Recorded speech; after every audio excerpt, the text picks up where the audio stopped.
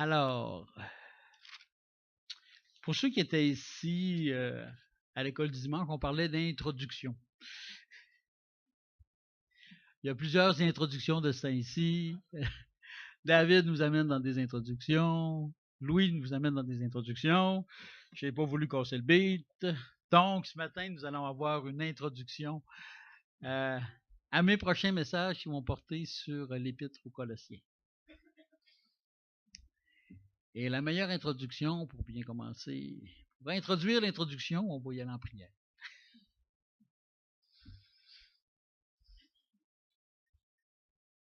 Père éternel, notre grand Dieu, on a un privilège immense d'avoir ta parole écrite. Ta parole par laquelle ton esprit nous dirige, nous apprend à connaître ta volonté, à faire cette volonté, à la mettre en pratique dans nos vies. Cette parole aussi qui nous montre ce qu'on doit changer en nous, qui nous montre comment suivre Jésus-Christ. Merci pour ta parole, Seigneur. Encore une fois, je te prie que les mots qui vont sortir de ma bouche, Seigneur, soient un reflet fidèle de ta volonté. Que ton esprit soit vraiment celui qui nous unisse tous pour qu'on ait une compréhension commune de ce qu'est ta volonté pour nous. Merci encore une fois pour tous ces hommes à qui tu as donné la révélation, que ce soit Paul, Jean ou tous les autres auteurs de la Bible, qui n'ont que rapporté ta pensée, Seigneur, toi l'auteur suprême. Dirige-nous et fais qu'on soit vraiment bénis et qu'on sorte connaissant un peu plus la science de la vérité, car c'est en toi qu'on trouve la vérité. Par Jésus-Christ, je t'en prie. Amen. Alors, Épître aux Colossiens, je vais pas vous tourner tout de suite, j'ai un petit peu de blabla avant. Premièrement, on va se mettre un peu dans le contexte historique. La ville de Colosse, à qui était où est située l'église à qui est adressée cette épître, à l'époque où Paul a écrit, c'était une toute petite ville. C'était un village, à dire le vrai, qui avait connu des jours de gloire environ 400 ou 500 ans avant la naissance de Jésus-Christ. C'était une ville très importante pendant un certain temps. Probablement plusieurs dizaines de milliers de personnes vivaient là. Commerce florissant. Qui a décliné avec le temps pour céder sa place à deux autres villes qui étaient pas loin de là, une qu'on connaît mieux, Laodicée, et Hiéropolis. Donc, petite église. À cette époque régnait ce qu'on appelle la Pax Romana. Ça aussi, c'est assez particulier. C'est un état de fait, une situation qui a duré environ un siècle. Un état de sécurité routière et commerciale vraiment particulier. Faut attendre l'époque moderne pour retrouver une telle sécurité sur les routes, sur les routes maritimes et terrestres. À cette époque, il y avait de grandes voies, la voie appienne et autres, sur lesquelles on circulait d'une façon vraiment sécuritaire. Parce que patrouillé par les patrouilles romaines régulièrement, il y avait très peu de brigandage. À cette époque, la mer Méditerranée avait été débarrassée d'à peu près tous ses pirates. Pompée, notamment, avait vraiment fait la guerre aux pirates. Les voies maritimes étaient sûres. C'était particulier, là. On peut se ramener à un niveau de sécurité comparable à ce qui est aujourd'hui. Là. On sort dans les rues, puis on n'a pas peur de se faire attaquer partout. C'était vraiment ça, là. Et cette particularité est voulue par Dieu. C'est pour ça que Jésus est né à ce moment-là. C'est pour ça que l'Église a commencé à ce moment-là. Cet état de fait a justement permis une propagation rapide de l'Évangile. En l'espace d'une génération, À peu près tout le monde connu à l'époque avait eu l'occasion d'entendre parler de l'Évangile. C'était vraiment, sur cet aspect, un point de vue privilégié. Si je reviens à mes Colossiens, juste pour situer un petit peu la ville, on est dans le territoire actuel de la Turquie. C'était environ 3 à 4 jours de marche du bord de la mer Méditerranée, côté nord de la Méditerranée. Pas tellement loin de la ville d'Éphèse. Puis comme je disais, environ une demi-journée de marche de la Odyssée et de Hiérapolis.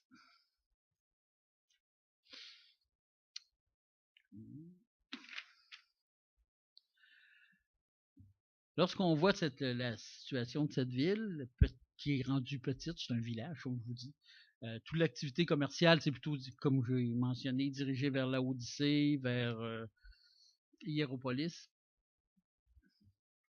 C'est le fun de voir que le Seigneur a pris quand même la peine d'adresser une épître à une toute petite assemblée, une église locale, peu importante au nombre de membres. Mais le Seigneur, justement, ne délaisse pas son troupeau. Puis quand Paul a écrit cette épître qui est vraiment importante, assez importante qu'elle se retrouve dans ce livre, ça me fait penser qu'il ne néglige personne. Petite assemblée, grande assemblée, pour le Seigneur, chacun d'entre nous a la même importance. Tantôt, justement, on chantait je te suivrai pas, j'ai décidé, mais j'ai choisi. C'est quoi le titre exact? Hein? Dans mon cœur, j'ai choisi, voilà, de suivre Jésus, les paroles suivantes.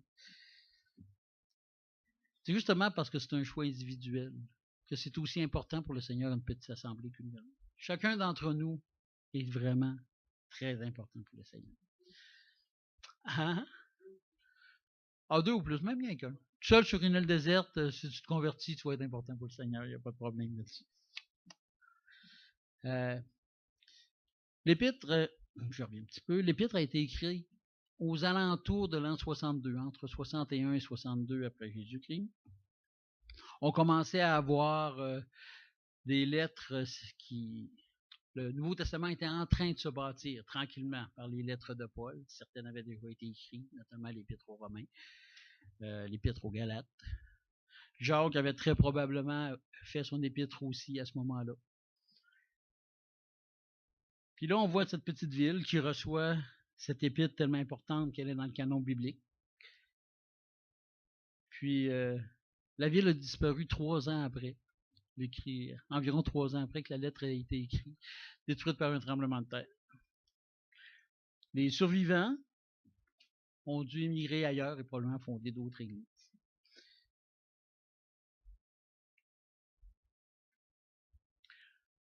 Justement, des villes comme la Odyssée ont dû sûrement bénéficier de l'apport des chrétiens survivants à ce moment-là.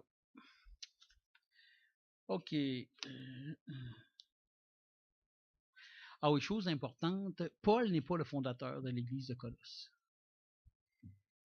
C'est probablement, par contre, le fruit de sa prédication à Éphèse. Lors de son 3e voyage, Paul a été 3 ans à Éphèse. Éphèse, qui était la capitale de cette province d'Asie. Capitale, non pas de fait, parce que c'était Pergame. C'est-à-dire, excusez-moi, le contraire, c'est la capitale de fait, parce que c'était le grand centre commercial, c'était le grand centre religieux, mais la capitale officielle était Pergame. Donc, c'est ça, Paul, on sait qu'il a été 3 ans. Je ne veux pas trop embarquer dans la prédication, dans les études de David. Je vais donc passer rapidement sur Paul. Il a été 3 ans à Éphèse. Et on suppose que Épaphras, Philémon et certains autres hommes importants de Colosse, dirigeants de Colosse, c'est là qu'ils ont eu leur contact avec l'Évangile et c'est eux qui ont fondé l'Église à Colosse. On va maintenant passer au texte. Je vous invite à tourner dans 1 Colossiens, dans Colossiens 1. Il n'y a pas deux Colossiens. Dans Colossiens, chapitre 1. Oui, tout à fait.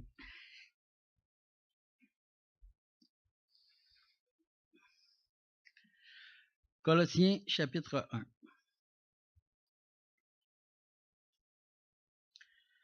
On va lire les versets 1 à 11.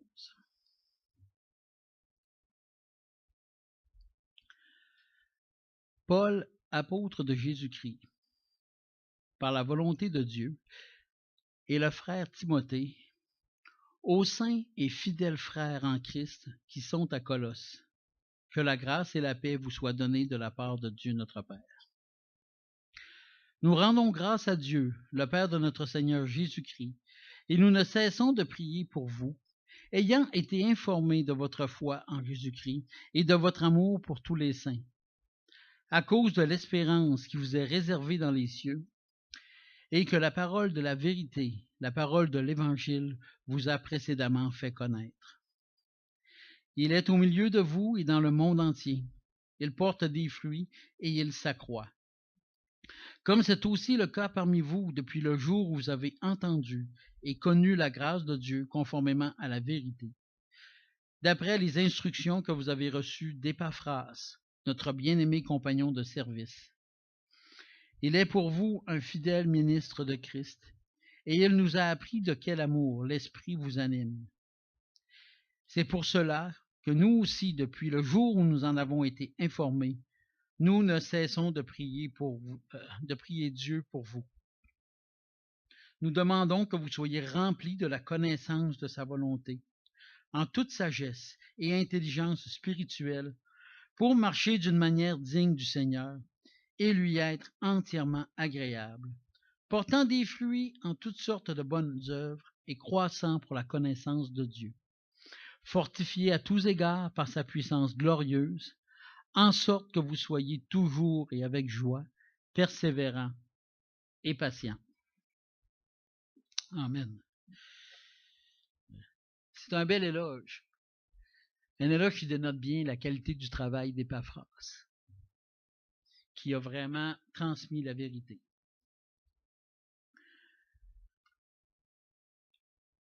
Je retiens le verset 3. Nous rendons grâce à Dieu le Père de notre Seigneur Jésus-Christ, et nous ne cessons de prier pour vous, ayant été informés de votre foi en Jésus-Christ et de votre amour pour tous les saints. C'est intéressant de voir que dans un contexte où une église semble quand même bien aller, les premières nouvelles, du moins, on va voir qu'il y a eu des problèmes, mais c'est des gens qui semblent fermement dans la foi, implantés dans la foi, même si on voit que l'Épître a été écrit aussi parce qu'ils étaient attaqués par de faux prophètes, mais de faux docteurs. Paul continue de prier, même si on sait que ces gens-là sont corrects, marchent correctement. On continue, on persévère dans la prière, pareil, pour que justement, ils ne s'éloignent pas. C'est pas parce que ça va bien dans la vie de celui-là. On a un frère, que c'est cool. Hey, ça a l'air de bien aller, il est joyeux, il est heureux, la vie est belle, il a un bon job, il est stable dans la foi, n'importe quoi. On continue de prier. Il faut prier les uns pour les autres. C'est très, très important. Paul y revient au verset 9. C'est pour cela aussi que depuis le jour où nous avons été informés, nous ne cessons de prier pour vous. Je t'ai informé que ça va bien, qu'il y a une église qui est là, mais on ne cesse de prier pour vous, pour que ça continue de bien aller. Exemple à suivre.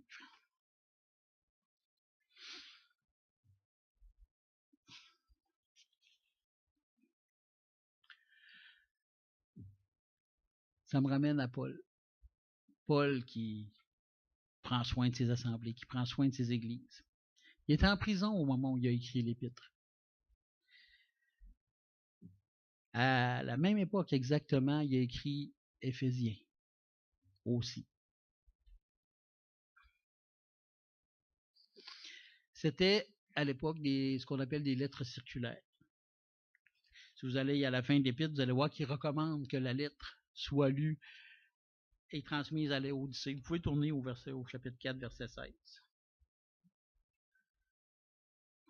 Lorsqu'il nous dit... Oh, excusez, je vais arrêter un peu. Il dit, lorsque cette lettre aura été lue chez vous, faites en sorte qu'elle soit aussi lue dans l'église des Laodiciens, et que vous lisiez à votre tour celle qui vous arrivera de Laodicée. La lettre qui allait arriver de Laodicée, c'était l'épître aux Éphésiens. Elle passait par Éphèse, ensuite Laodicée. Puis, je ne veux pas tout vous compter, là, décortiquer comment on fait pour en arriver à ça. Des gens l'ont fait, puis c'est des gens fiables, puis on peut se fier aux autres que c'était le cas.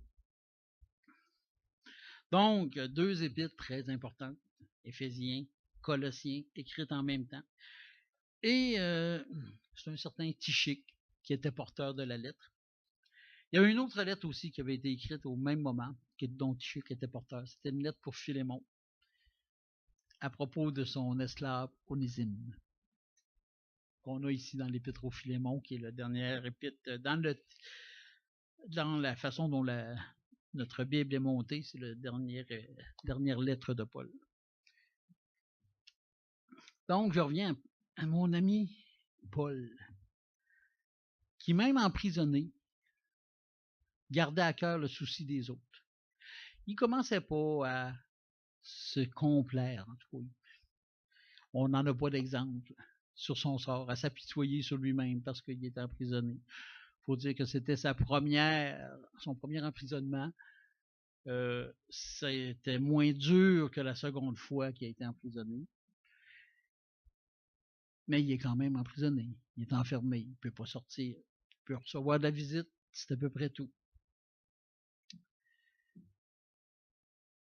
Puis, les réflexions de Paul, ça porte sur les frères, les sœurs, comment ils vont.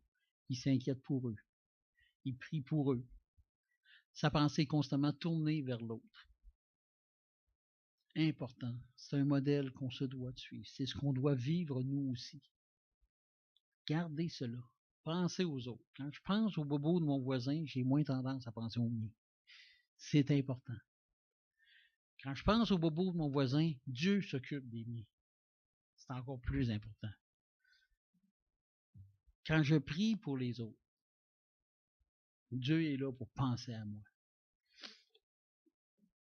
Paul, c'était le centre de sa vie. C'était les autres. Oui, on a vu que avec mais on cherche mes mots. Ça n'a pas de bon sens. Avec David, voilà. Lors de la conversion de Paul, on parlait de la conversion de Paul ce matin. David nous a amené ça assez en détail, puis c'était bon, c'était bien. On voit comment Dieu a choisi cet homme-là, mais pensons pas qu'on n'est pas choisi nous aussi. Paul, quand il dit « Soyez mes imitateurs, comme j'ai été imitateur de Jésus-Christ », c'est exactement ce qu'il nous dit. Vous avez été choisis, vous autres aussi. On doit l'imiter, puis l'imiter, ben, c'est justement apprendre à renoncer à soi-même, voir l'autre, voir le besoin de l'autre, être conscient. Parfois, je m'en vais sur la rue, puis là, je vois les gens, là, puis là, maintenant, la pensée me vient, ils marchent en enfer. Puis là, je pense à mes voisins, à mes collègues. J'ai-tu tout parlé? J'ai-tu témoigné à chacune de ces personnes-là? J'ai-tu pris du temps avec eux autres? C'est sûr, je suis au travail, je ne peux pas me promener, puis arrêter de travailler, puis me mettre à parler à tout le monde, et à ma peau, par exemple. Je peux en profiter. Au break. Je ne dois pas avoir peur aussi lors des conversations d'afficher ma foi. Même si souvent, on a tendance à avoir un set de break. Il faut garder ça. Cette pensée-là, cet esprit-là, être tourné vers l'autre, penser à l'autre. Tantôt, on va prendre notre temps de prière. Un temps de prière, ça va être un temps pour les autres. Oui, c'est bon de faire connaître. On va faire aussi connaître nos requêtes. Mais il faut aussi faire connaître nos requêtes pour les autres. Quand je pense au Fortin, j'ai eu plusieurs fois, on a eu quelques fois l'intention, c'est-à-dire d'aller faire la réunion de prière. Ça n'a comme pas donné qu'on allait faire chez eux. Ça n'a pas donné. Aujourd'hui, je me retrouve qu'il va être trop tard. Il a peut-être fallu qu'on force un peu plus, peut-être, pour le faire. Je me sens, puis là, je parle pour moi. Je n'ai pas de jugement pour personne ici. J'ai eu du temps plusieurs fois, puis je n'y ai pas été. Aujourd'hui, il va être trop tard pour que j'y aille, probablement.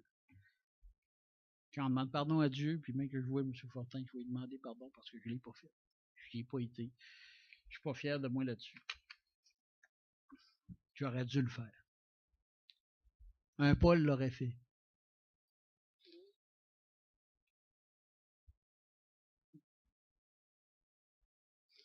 En tout cas, au moins la prière va demeurer là.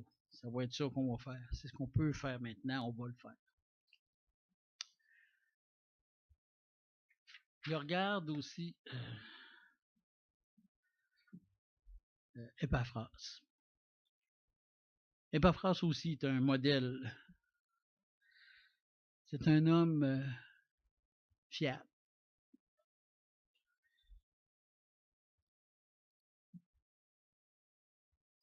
Au verset, je vais relire les versets 3 à 8. Nous rendons grâce à Dieu, le Père de notre Seigneur Jésus-Christ, et nous ne cessons de prier pour vous, ayant été informés de votre foi en Jésus-Christ, de votre amour pour tous les saints, à cause de l'espérance qui vous est réservée dans les cieux, et que la parole de la vérité, la parole de l'Évangile vous a précédemment fait connaître. Il est au milieu de vous et dans le monde entier. Il porte des fruits, et il s'accroît, comme c'est aussi le cas parmi vous, depuis le jour où vous avez entendu et connu la grâce de Dieu conformément à la vérité. D'après les instructions que vous avez reçues d'Épaphras, notre bien-aimé compagnon de service, il est pour vous un fidèle ministre de Christ, et il nous a appris de quel amour l'Esprit vous anime. Épaphras, fidèle ministre de Christ. Un ministre, c'est un serviteur. On se doit de servir. Servir, ça veut dire renoncer à soi-même, là encore. Au début de l'année, cette année qui va bientôt s'achever, le Seigneur m'avait vraiment mis à cœur que, Arnold, la priorité dans ta vie, ça doit être de renoncer à toi-même. Ça doit être de faire mourir ce qui est de toi pour laisser la place à ce qui est de Dieu. Ce qui est de moi, charnellement, s'entend. Parce que Dieu, il fait un nouveau moi. Il a fait un nouveau moi. Il a fait un nouveau nous. Pour chaque personne qui est née de nouveau, il y a un nouveau moi qui existe.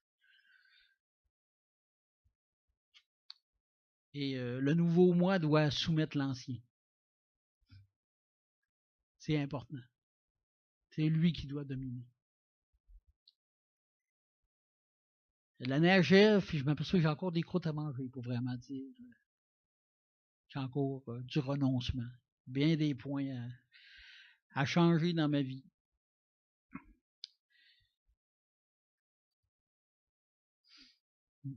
Au verset 11, Paul nous parle de croyants persévérants et patients. Pour être persévérant et patient, il faut justement commencer par s'oublier. Parce que sinon, on va être persévérant. On va être persévérant dans des choses inutiles, dans des choses qui ne servent pas. Si je persévère à passer 4 heures par jour en avant de mon ordi, par exemple, c'est pas ce que je fais. Je persévère dans l'inutile. Paul nous dit, tout est permis, tout n'est pas utile. C'est correct, c'est pas parce que c'est pas utile que c'est forcément péché. Sauf que l'inutile peut facilement devenir péché. Si je persévère assez dans l'inutile pour que ça nuise à ce qui est utile, je viens de tomber. L'inutile est devenu péché. C'est plus juste inutile. C'est important de persévérer dans la volonté de Dieu, de persévérer dans l'étude de la parole, de persévérer dans la prière. On revient souvent là-dessus, mais quand on y pense, c'est le sujet de toutes les épîtres. Renoncer, soumettre sa volonté à Dieu. Chacune des épîtres nous apprend dans quelles circonstances on doit le faire. Il y en a des nouvelles, des anciennes. Chacune des épîtres nous donne aussi des modèles à suivre, tel cet homme, Épaphras, compagnon de service, un homme sur qui Paul pouvait se reposer. Bien que ce ne soit pas quelqu'un qui l'ait suivi beaucoup, mais par contre, on peut penser que les 3 ans qu'il a été à Éphèse, Épaphras va faire le voyage Colosse-Éphèse assez régulièrement. Un homme qui est fidèle. Un homme qui est un imitateur de Paul, comme on doit l'être. Quelqu'un qui a appris à renoncer à lui-même. La preuve en est que ce même Épaphras est allé voir Paul à Rome, en prison. Un petit voyage de 2300 km environ à cette époque. Il l'a fait en s'assurant qu'il y avait quelqu'un qui restait à l'Assemblée pour en prendre soin. Puis il est parti. Il est allé soutenir Paul. Paul l'appelle mon compagnon de captivité en Jésus-Christ. On en Philémon au verset 23. Épaphras n'était pas prisonnier. Il n'a pas été mis en prison. Il est juste allé y voir Paul en prison. Puis il est resté avec lui pour le soutenir. Vous savez, en prison, dans ce temps-là, c'était pas difficile aussi au niveau de répondre à tes besoins. Si tu n'avais pas quelqu'un qui venait pour te donner de la nourriture, pour t'apporter des vêtements si tu en avais besoin, si tu n'avais pas quelqu'un qui venait pour prendre soin de toi, ben tu demeurais tout seul, puis tu finissais par mourir de faim. Il devait lui fournir l'eau, là, c'était à peu près tout. Fait qu'Épaphras, il a fait 2300 km. C'était plusieurs semaines de voyage là-dedans pour aller voir Paul. C'est un modèle, Épaphras. On sait peu de choses de lui, mais les quelques mots qu'on a, c'est des mots de louange. Épaphras, fidèle compagnon, on voit qu'il a enseigné la vérité. Il a fondé une église qui est ferme dans la foi, bien que Paul ne s'est jamais présenté là. Si je ne me trompe pas, c'est la seule épître de Paul qui fait référence à des gens que Paul n'a pas rencontrés. Il a rencontré Épaphras, oui, il a rencontré Philémon par contre, il a rencontré les dirigeants, mais il n'a pas été à Colosse comme tel. Il a juste écrit sa lettre. Si je me trompe, dites-moi là.